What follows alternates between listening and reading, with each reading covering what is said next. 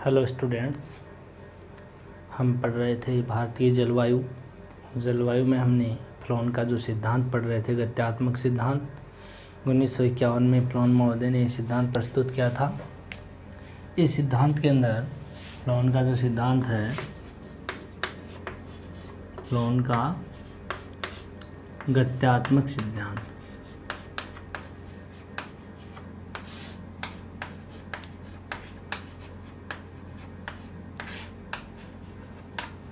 इस सिद्धांत के अंदर हमने छोटी छोटी बातें की हैं, जैसे वायदा पेटियों के बारे में देखा।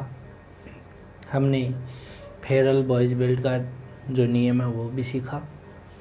फेरल कहता है उत्तरी गोलार्ध में हवाएं अपने दाएं ओर घूम जाती हैं, दक्षिणी गोलार्ध में अपने बाएं ओर घूम जाती हैं। देखो, ये सभी चीज़ें आज हमें इस टॉपिक को समझने में बहुत ही सहयोग प्रदान करेंगी। जैसे हम इसमें इस पवनों की चर्चाएं करेंगे, मानसूनी पवनों की, जिसके अंदर हम वायदा पेटियों का खिसकाव जो हुआ था वो भी हम यहाँ पे देखेंगे। फेरल का जो नियम है वो भी यहाँ लागू होगा। जो विषुवत-रेखीय हवाएं हैं उनकी भी हम चर्चाएं करेंगे अभी। तो ये छोटी छोटी बातें होती हैं, ये अगर सीख लें तो ही बेहतर होता है, वरना आगे ऐसे ही निकल जाएंगे जंप लगा के, तो किसी चीज़ की आपको समझ में भी नहीं आएगी। बहुत सारी प्रॉब्लम आ सकती है। कई बच्चे मुझे ये भी कहते हैं कि वीडियो साफ़ नहीं बन रहा है, तो अभी हाल ही में थोड़ा सा बिजी हूँ, तो दिन में बना नहीं सकता, नाइट में बनाता हूँ। तो हो सकता है कुछ प्रॉब्लम हो, दिखाई नहीं देता हो, इसको मैं जल्द दूर कर दूंगा। जल्द ही दिन में बनाना स्टार्ट कर देंगे, साफ वीडियो आ जाएगा। इतना साफ तो आता है क्योंकि मैं चेक करता हूँ वीडियो को, कहीं कोई दिक्कत तो नहीं है, ऐसी तो कोई प्रॉब्लम नहीं होती है, साफ दिख जाता है वीडियो।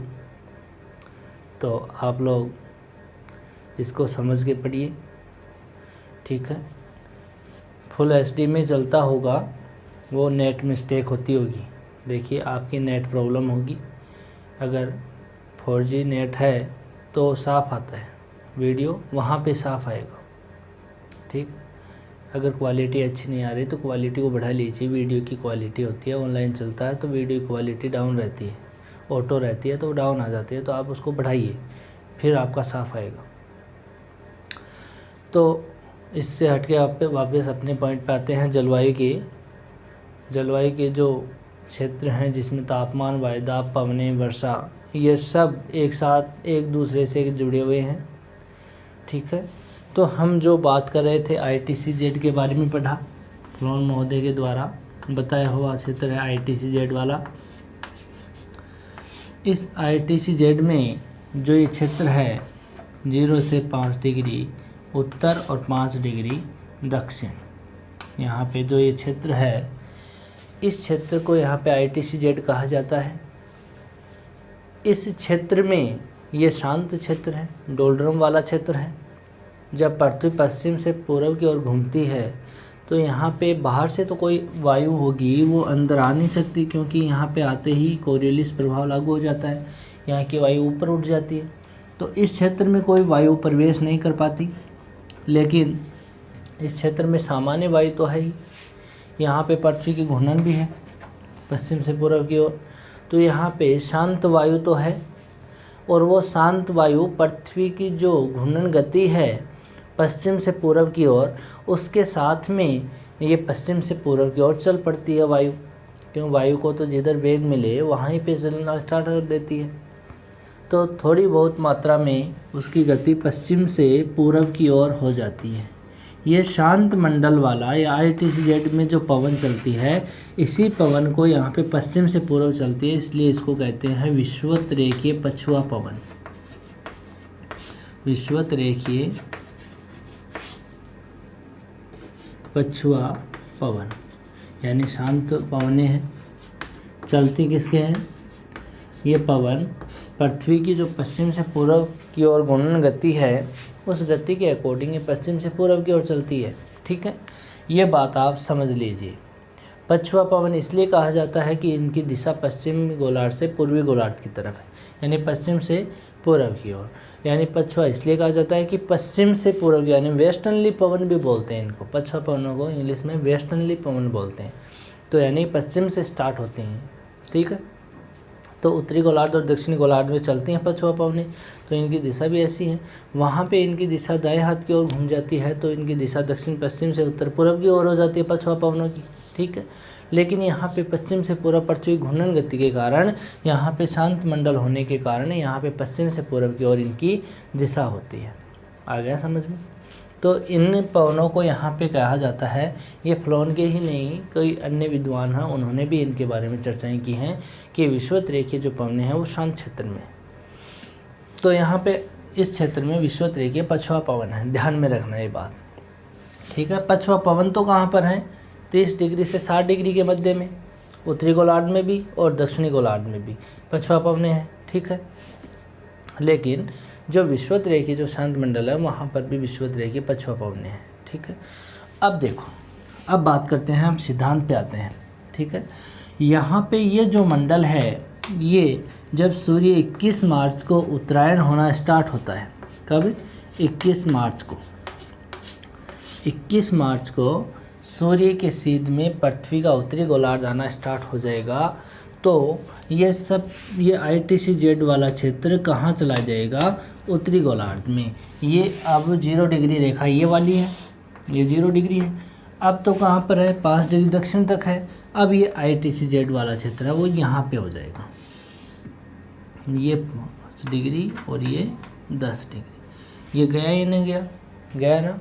तो ये 5 डिग्री उत्तर की ओर खिसक जाएगा। यहाँ पे ITC-Z 0 डिग्री से उत्तर में हो गया।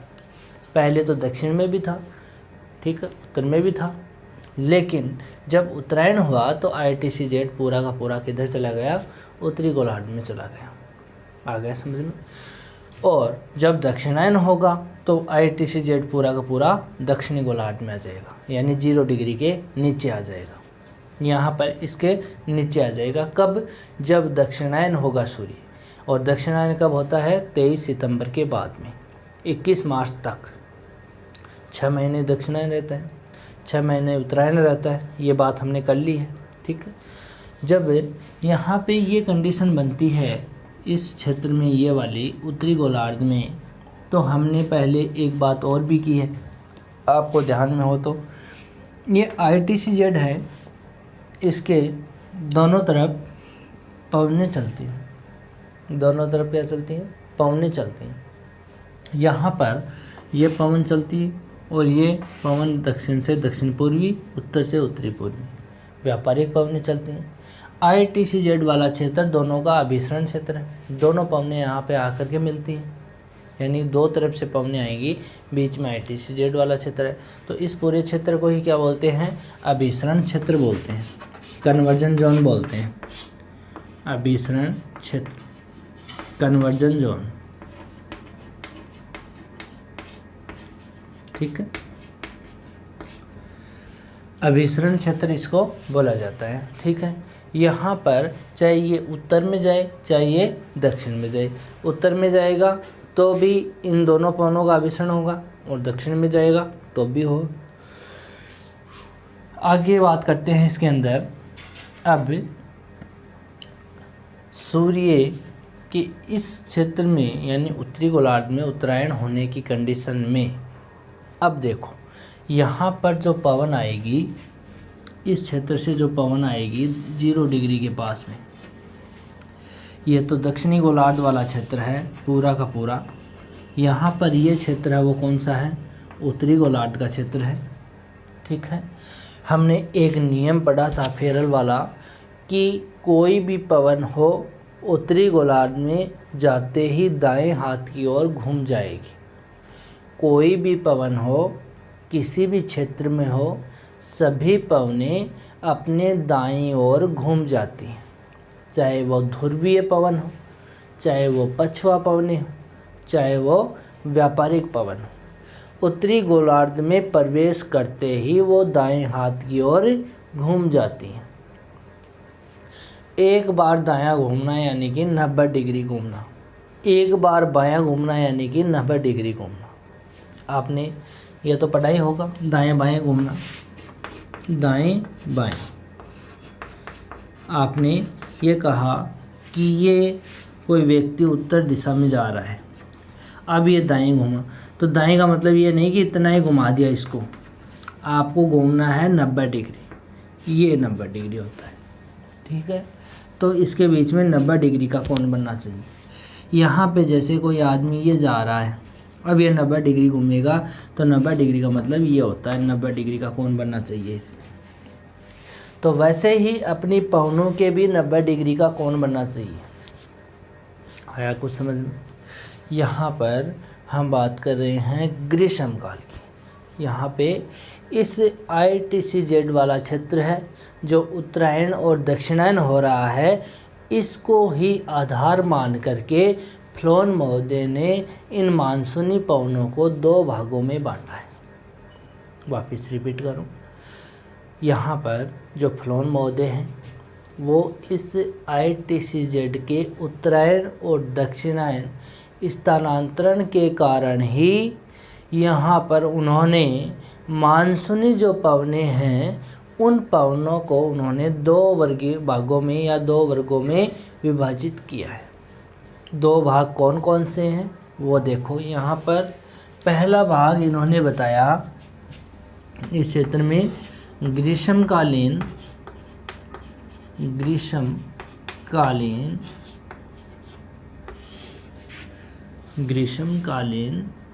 पवनें या दक्षिण पश्चिम या दक्षिणी पश्चिमी पवनें या मानसूनी पवनें पहली। ठीक है, पहली पवन कौन सी मानी इन्होंने? एक तो ग्रीष्मकालीन या दक्षिणी पश्चिमी मानसूनी पवनें। दूसरी पवन इन्होंने मानी है यहाँ पर उत्तरी पूर्वी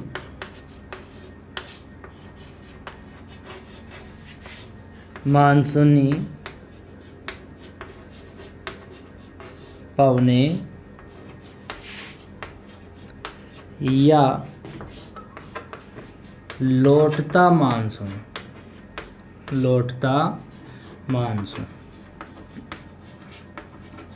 देखिए, इस सिद्धांत में इतना बड़ा कुछ नहीं है, केवल आपको समझने की बात है।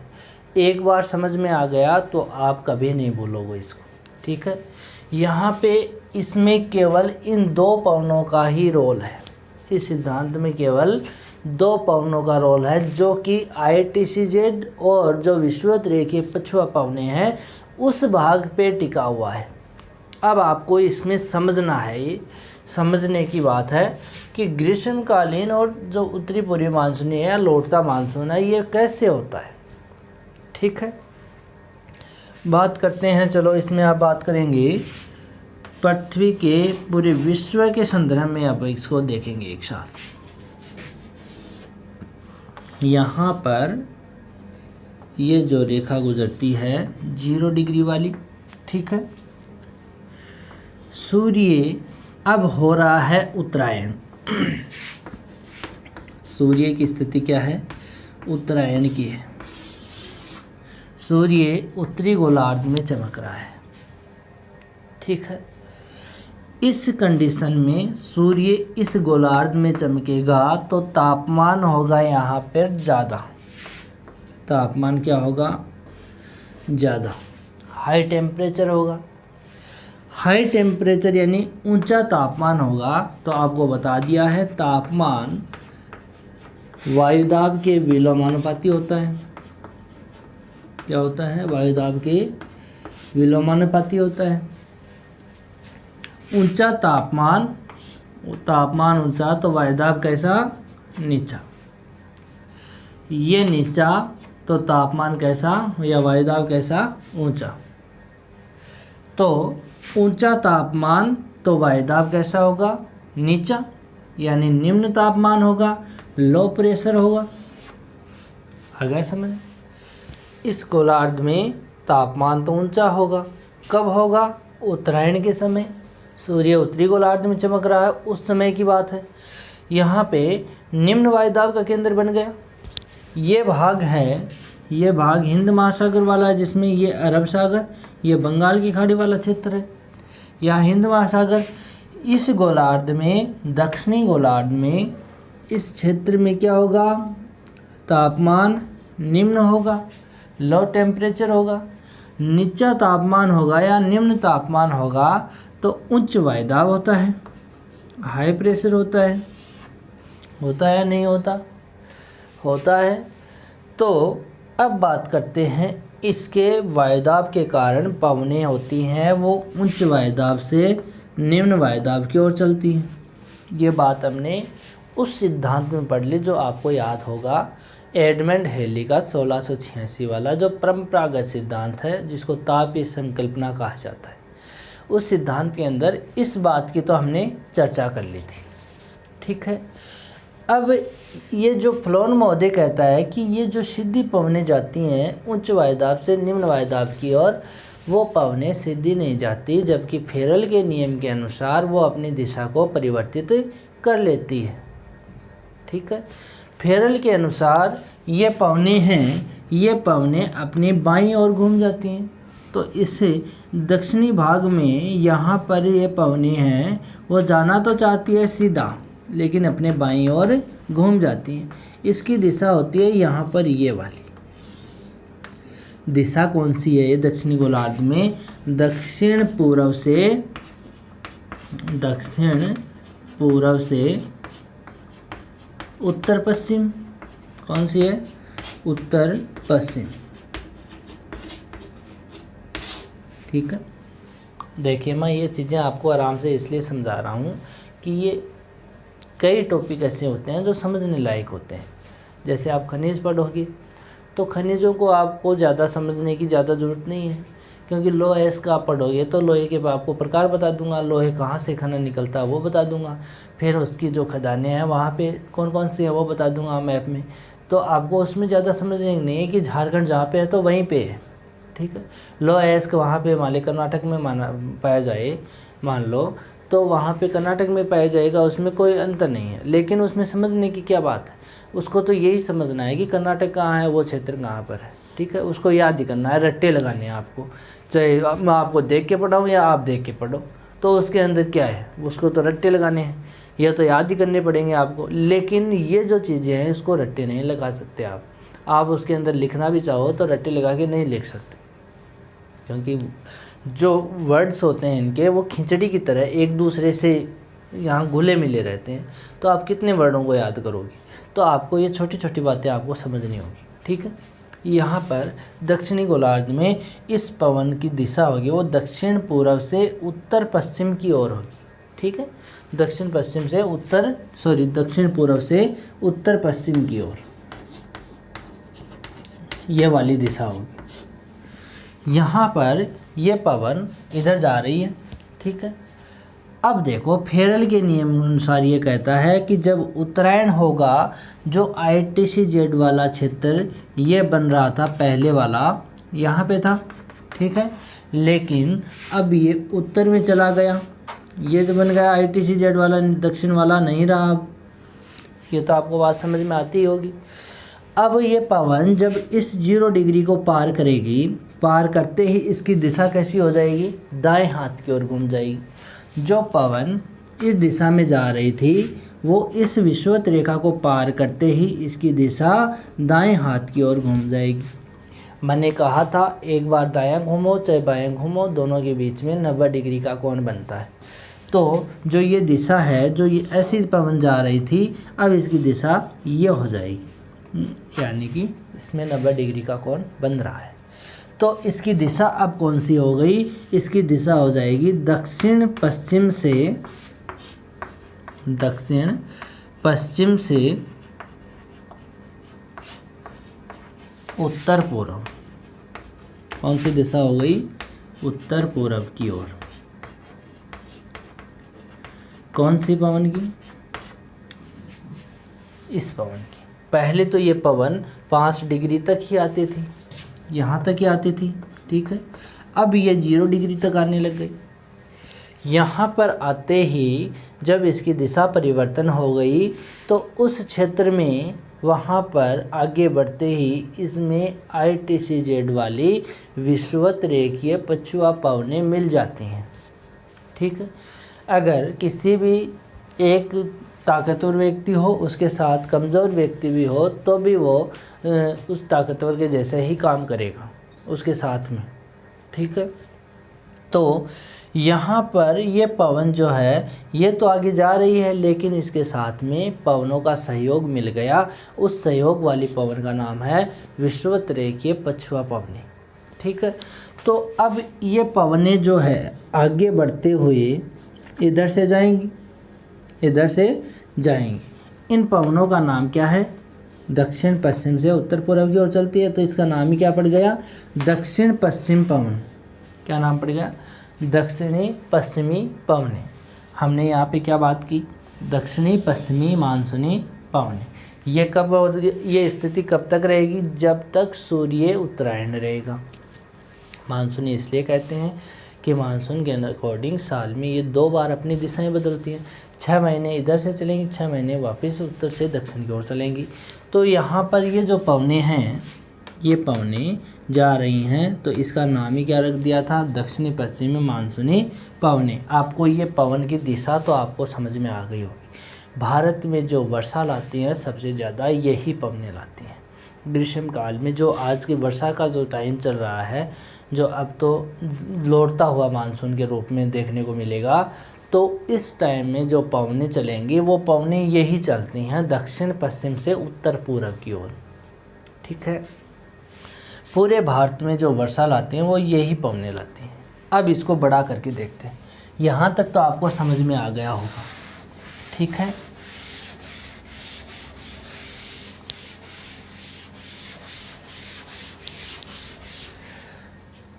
यहाँ तक आपको समझ में आ गया है। अब भारत की स्थिति बड़ी करके देखते हैं।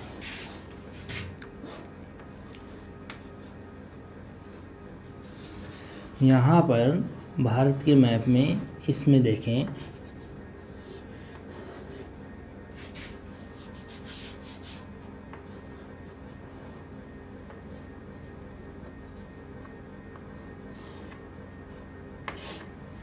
यहाँ पे देख लो, ठीक है। इस क्षेत्र में ये 0 डिग्री वाली रेखा थी, ITCZ यहाँ तक आ गया था, ठीक है। अभिसरण करने के लिए ये पवन इसको पार करके आगे बढ़ेगी, तो इसमें विषुवत रेखीय पछुआ पवन मिल जाएगी। पछुआ पवन मिलते ही इसकी दिशा ये हो जाएगी, दक्षिण पश्चिम से हो जाएगी। ये दक्षिण पश्चिम वाली पवनें इधर आएगी। आप देखना, ये दक्षिण पश्चिम की जो पवन चल रही है, ये पवन इधर से जाएगी, तो जहाँ भी इसको पर्वतीय अवरोध दिखेगा वहाँ पर पर्वत के सम्मुख वाला जो भाग होगा वहाँ पे ये वर्षा कर देगी, ठीक है। यहाँ पे बात करें तो भारत के दक्षिण में अंतरीप नुमा भाग है। भारत के दक्षिण में यहाँ पे अंतरीप नुमा एक पर्वतीय चोटी है, अनायमुडी अनायमलाई की पहाड़ियों में है, तमिलनाडु में।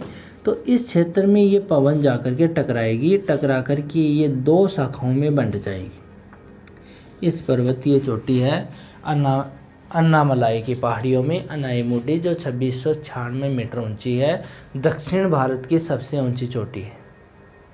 कौन सी है? अनायमुडी, ठीक है।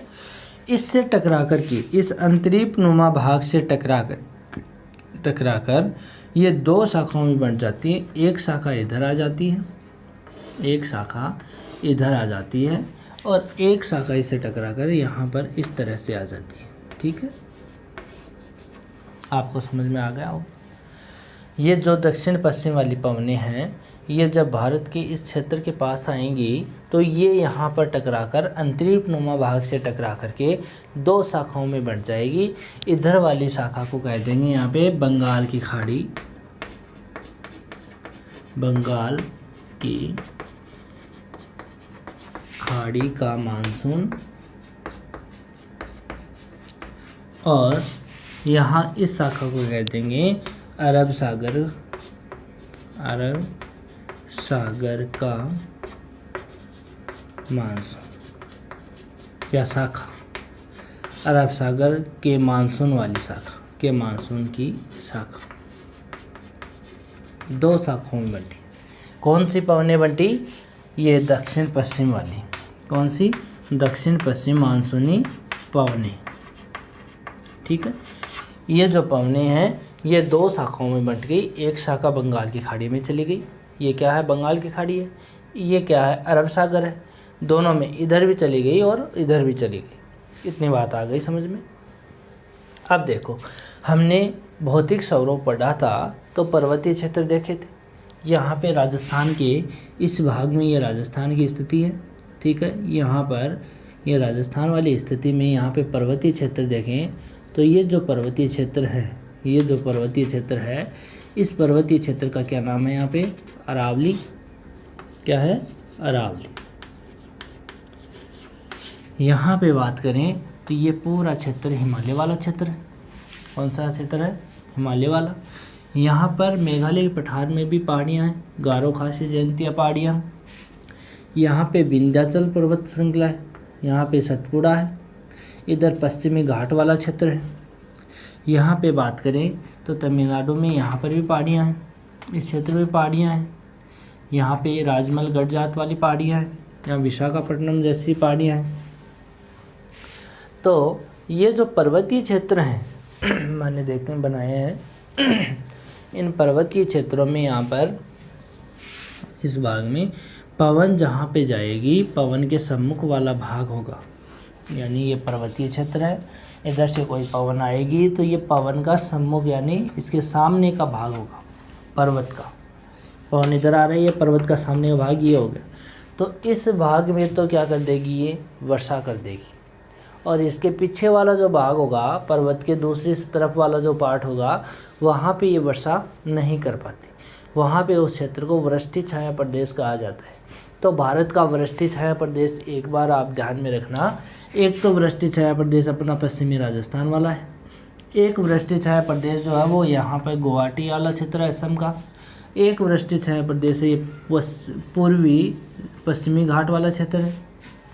पश्चिमी घाट का कौन सा भाग? पूर्वी भाग, ये वाला है। ठीक है, तो एक क्षेत्र यहाँ पे जम्मू कश्मीर में लेह वाला क्षेत्र है, वो भी वृष्टि छाया प्रदेश में ही आता है क्योंकि यहाँ पे ट्रांस हिमालय वाला क्षेत्र है, जिसके उत्तर में यहाँ पे लेह वाला क्षेत्र है। वहाँ पर वर्षा नहीं हो पाती वृष्टि छाया प्रदेश के कारण, और दक्षिणी भाग में वर्षा होती है।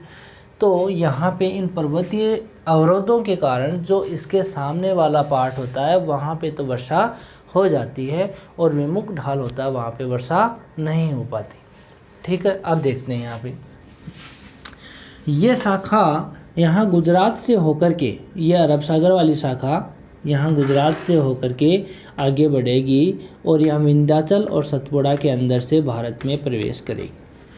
ठीक है, कुछ शाखाएं पश्चिमी घाट और सतपुड़ा के यहाँ से भी प्रवेश करती हैं, क्योंकि ये इसको पार तो इसलिए नहीं कर पाती, अगर करेगी तो यहाँ पे वर्षा नहीं कर पाएंगी, शुष्क हो जाएंगी। पर्वतीय क्षेत्रों के नीचे उतरते ही शुष्क हो जाएंगे, क्योंकि टेम्परेचर जो है वो टेम्परेचर यहाँ पर हाइट के अनुसार अगर ऊंचाई बढ़ेगी तो टेम्परेचर घटेगा, और वापस नीचे आएंगे तो टेम्परेचर बढ़ेगा 6.5 डिग्री सेंटीग्रेड प्रति किलोमीटर।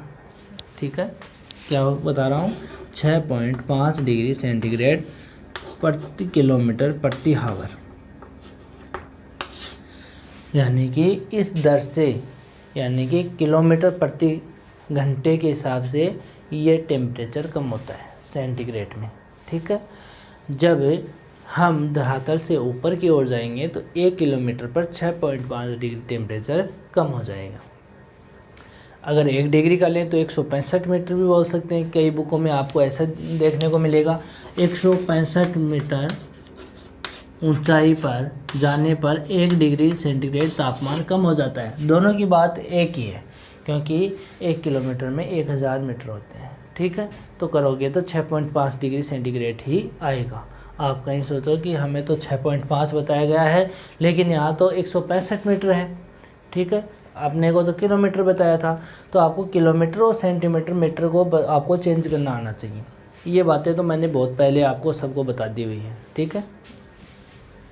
तो यहाँ पे जो ये पर्वतीय क्षेत्र है इसका विमुख ढाल कौन सा होगा, ये होगा वृष्टि छाया वाला क्षेत्र।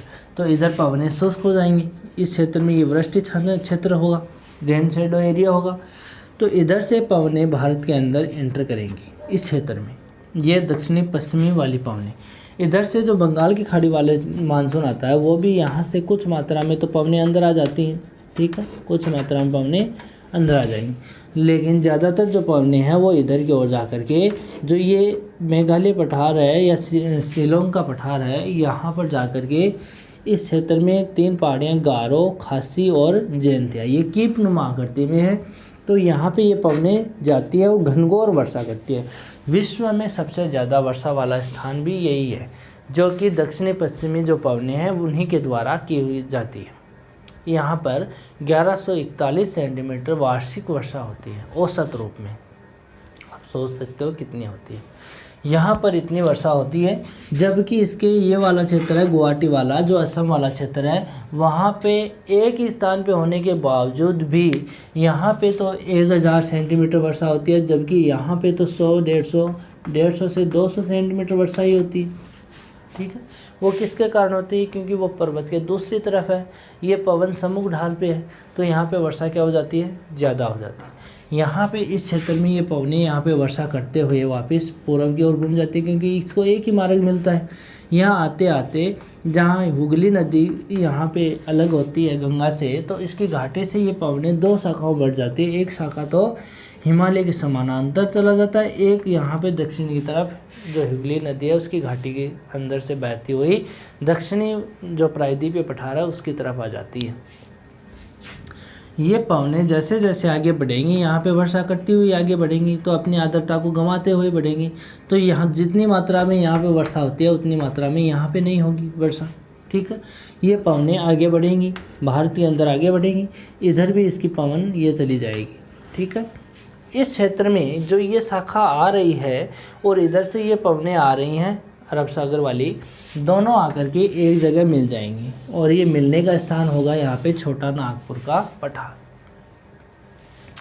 हमने भौतिक स्वरूपों में यहाँ पे बात की हुई है छोटे नागपुर के पठार की। उस छोटे नागपुर के पठार के पास में हमने बघेलखंड पठार देखा, गडजात राजमहल की पहाड़ियाँ देखी, दंडकारण्य क्षेत्र देखा और गोदावरी बेसिन देखा या महानदी बेसिन देखा था। तो ये जो क्षेत्र है छोटा नागपुर के पठार में, तो ये दोनों शाखाएं आकर के यहाँ पे मिल जाएंगी, मिल करके यहाँ पे वर्षा कर देंगी। और ये पथरीला भाग है, प्रायद्वीपीय पठार है, जिसके कारण यहाँ पर इस भाग में जो वर्षा होती है अगर कम मात्रा में होगी तो धरातल के अंदर कम जा पाएगी और वहाँ पे नदियाँ बहना स्टार्ट हो जाएंगी। और अगर ज़्यादा वर्षा हो गई दोनों शाखाओं के मिलने से, इन दोनों शाखाओं के मिलने से ज़्यादा वर्षा हो जाएगी, तो उस नदियों का पानी इतना हो जाएगा कि वो अपने तटबंध को तोड़ करके यहाँ पे फैल जाएंगी और फैलने के कारण वहाँ पे बाढ़ आ जाती है। तो पश्चिमी बंगाल में जो दामोदर नदी बहती है उसे पश्चिम बंगाल का शोक कहा जाता है। वो इन्हीं मानसूनी पवनों के कारण वहाँ पे बाढ़ आती है, ठीक है। तो यहाँ पर इस क्षेत्र में दामोदर में बाढ़ आ जाती है इन 2 शाखाओं के एक होने पर, ठीक है। ये क्षेत्र ज़्यादा वर्षा वाला क्षेत्र हो गया। देखिए मैं आपको ज़्यादा वर्षा वाला क्षेत्र बता रहा हूँ, एक तो ये हो गया, दूसरा ये वाला हो गया और तीसरा ये हो ही गया। ये तो कैसे हो गया, पश्चिमी सीधा भाग है, पश्चिमी घाट वाला जो पश्चिम भाग है, पश्चिमी घाट पर्वतीय क्षेत्र है, उसके पश्चिम वाला जो भाग है वो पवन सम्मुख ढाल है, तो यहाँ पे खूब वर्षा होती है। आगे जो ये पवनें आगे की ओर इधर जा रही हैं, कुछ पवनें इधर जा रही हैं, कुछ अंदर चली गई, ये पवनें आगे बढ़ती हुई जाती हैं, ठीक है। लेकिन जो अरावली पर्वतमाला है, ये पर्वतमाला की दिशा कैसी है, दक्षिण पश्चिम से उत्तर पूर्व की ओर है। अरावली जो पर्वतमाला है इसकी दिशा ये गलत आ गई। अगर ये दिशा ऐसी होती तो राजस्थान में वर्षा की बात ही अलग होती, यहाँ पे मरुस्थल बनता ही नहीं। मरुस्थल बनने का सबसे प्रमुख कारण अरावली पर्वतमाला की दिशा है। अगर ये पर्वत ऐसा होता यानी दक्षिण पूर्व से उत्तर पश्चिम होता तो संपूर्ण इस दक्षिणी पश्चिम मानसूनी पवनों को रोक करके खूब वर्षा करवा लेते, ठीक है। तो यहाँ पर इस पवनों के समानांतर होने के कारण, जैसे ये पर्वतमाला है, इधर से कोई पवन आ रही है तो इस भाग से तो टकराई, यहाँ पे तो टकराई और यहाँ पे खूब वर्षा कर दी, यहाँ पे खूब वर्षा हो गई। और ये वर्षा वाले क्षेत्र उदयपुर झालावाड़ वाले जो दक्षिणी भाग के जो क्षेत्र हैं, डूंगरपुर, इधर की बात करें, डूंगरपुर में तो है ही नहीं, अरावली उदयपुर तक सीमित है। इधर सिरोही वाला क्षेत्र भी इसमें आता है, ठीक है। तो इस जो क्षेत्र है इसके सम्मुख भाग वाले जो सिरोही वाला है, माउंट आबू वाला क्षेत्र, यहाँ पे खूब वर्षाएं होती हैं, ठीक है। तो इस क्षेत्र में जहाँ पे टकराएगी वहाँ तो वर्षा कर देगी, लेकिन कुछ पवनें हैं वो इसके साथ में, यानी कि इसके समानांतर आगे की ओर निकल जाएंगी, अरावली पर्वतमाला के समानांतर आगे की ओर निकल जाएंगी और यहाँ पे वर्षा नहीं करेंगी। यानी कि जो पश्चिमी भाग है इसका दूसरा कारण, यहाँ से जो बंगाल की खाड़ी से मानसूनी पवनें आ रही हैं, ठीक है। ये पवनें कुछ भाग तो इधर हिमालय के पर्वतपाती क्षेत्रों में आगे की ओर निकल जाएंगी, जो यहाँ पे हिमाचल वाला क्षेत्र है, उत्तरांचल वाला क्षेत्र है, उधर निकल जाएंगी। एक शाखा इधर राजस्थान की तरफ भी घूम जाएगी। तो इन पवनों से, ये पवन इसके समानांतर जा रही है, इनसे टकराएगी और ये अरावली वाला क्षेत्र है, यहाँ पे टकरा करके पूर्वी भाग में तो वर्षा कर देती है। अपने राजस्थान के पूर्वी भाग में खूब वर्षा होती है, यहाँ पे फसलें भी अच्छी होती हैं। तो ये वृष्टि वाला क्षेत्र है। तो जो पूर्वी भाग है राजस्थान का, जो मैदानी क्षेत्र है जिसमें चंबल, बनास है, इनके जो बेसिन क्षेत्र भी हैं और यहाँ पे वर्षा भी खूब होती है, ठीक है। यहाँ पे तो ये पवन सम्मुख ढाल है, लेकिन इन पवनों का वृष्टि छाया प्रदेश ये मरुस्थल वाला क्षेत्र आ गया। यानी अरावली के जो पश्चिमी भाग वाला जो पूरा क्षेत्र है वो पूरा वृष्टि छाया क्षेत्र में आता है, जो रेन शेडो एरिया है उसी में आता है। तो वृष्टि छाया क्षेत्र वाला एक क्षेत्र ये हो गया, ठीक है। ये पूर्वी भाग में यहाँ पे वर्षा करते हैं तो झालावाड़ में खूब वर्षा होता है। राजस्थान में अगर जिलों में बात करें तो सबसे ज़्यादा वर्षा प्राप्त करने वाला जिला झालावाड़ ही है। वहाँ पे औसत रूप में 200 सेंटीमीटर वार्षिक वर्षा होती है, ठीक है। तो यहाँ से ये पवनें आगे जा कर के इस तली वाले क्षेत्र में वर्षा करना प्रारंभ कर देगी। मेरे ख्याल से आपको इस शाखा के बारे में जानकारी मिल गई होगी। यहाँ पे फलोन महोदय ने ग्रीष्मकालीन जो मानसूनी पवनें हैं, जिसको दक्षिणी पश्चिमी मानसूनी पवनें कहते हैं, वो पवनें कहाँ कहाँ वर्षा करेगी और कहाँ पर नहीं करेगी, इस पूरे डायग्राम को आप अपनी नोटबुक में रफली पहले तैयार करो। यहाँ से ये पवन आएंगी, अंतरिक्ष नुमा भाग से टकराएगी, दो शाखाओं में बढ़ जाएगी, इधर बंगाल की खाड़ी वाली, इधर अरब सागर वाली। ये जो इस क्षेत्र में इंटर करती है वो यहाँ विंध्याचल सतपुड़ा से भी करती है और यहाँ पे अरावली के समानांतर आगे की ओर निकल जाती है। इधर बंगाल खाड़ी वाली आएगी, गारो खासी जयंती पहाड़ियाँ हैं, उनमें जाकर के वर्षा करेगी, फिर वहाँ से हिमालय के समानांतर ये भारत में प्रवेश करेगी। इधर इसकी एक शाखा और इधर अरब सागर वाली शाखा मिल करके वर्षा कर देंगी। एक ज़्यादा वर्षा वाला क्षेत्र यहाँ पे अंडमान निकोबार द्वीप समूह है। तो ये जो पवनें आती हैं यहाँ से आर्द्रता लेकर के अंडमान निकोबार में भी वर्षा कर देती हैं। तो ये हो गई ग्रीष्मकालीन पवनें या जो मानसूनी पवनें हैं, इसको दक्षिणी पश्चिमी मानसूनी पवनें भी कहा जाता है। ये सब उत्तरायण के समय होता है, जब ITCZ वाला क्षेत्र उत्तर की ओर खिसका हुआ होता है, उस टाइम में ये वर्षा होती है भारत में। इन क्षेत्रों में ज़्यादा वर्षा होती है। जहाँ ज़्यादा वर्षा होगी वहाँ पे सदाबहार प्रकार की वनस्पति भी मिलती है, ठीक है। इतनी बातें कर लिए, इसके अंदर नेक्स्ट बात करेंगे हम नेक्स्ट वीडियो में। Thank you.